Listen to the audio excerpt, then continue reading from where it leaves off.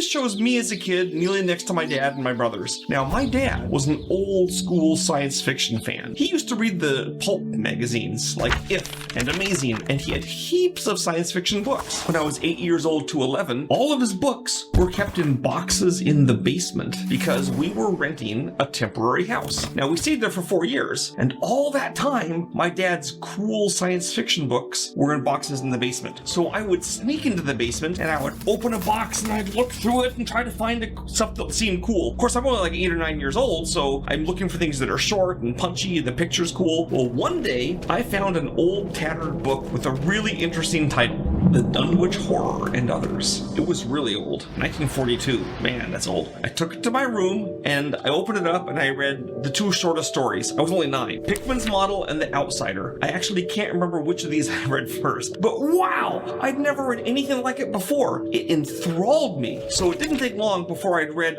all the stories in that book and then reread them. I even read and reread the introduction, which was kind of lengthy, which was tantalizing because the introduction talked about Lovecraft as a person, talked about Lovecraft's other stories, and a lot of these other stories weren't in my book. It mentioned The Thing on the Doorstep, for instance. Man, I wanted to read those stories too, but I couldn't. This happened in 1964. Lovecraft was pretty much completely out of print. My dad's 22-year-old book was the only book I could find that had any Lovecraft. I sought for more. Occasionally I'd find a collection of short stories which had maybe one single Lovecraft story. I think in 1967 there was a little thing came out that says Tales of the Weird, which was by Lovecraft. It had like 12 stories, most of which were already in my other book, so I was basically unable to find this author. To make things worse, at the age of 10, I couldn't find that book anymore. I didn't know where it had gone. It wasn't until I was 12 that a friend of mine I hadn't seen for a couple years showed up and said, "Oh, Sandy, you loaned me this book. Here it is back." Oh, that was a relief. So for 2 years, I had almost no Lovecraft. Well, in 1968, I was 13 years old. I got a library card for the local college, and that college, which had 1.5 million books, so it was pretty cool to get a card for it. And I went there and said, "Hey, I'll see if they have Lovecraft." And they did. They had a full set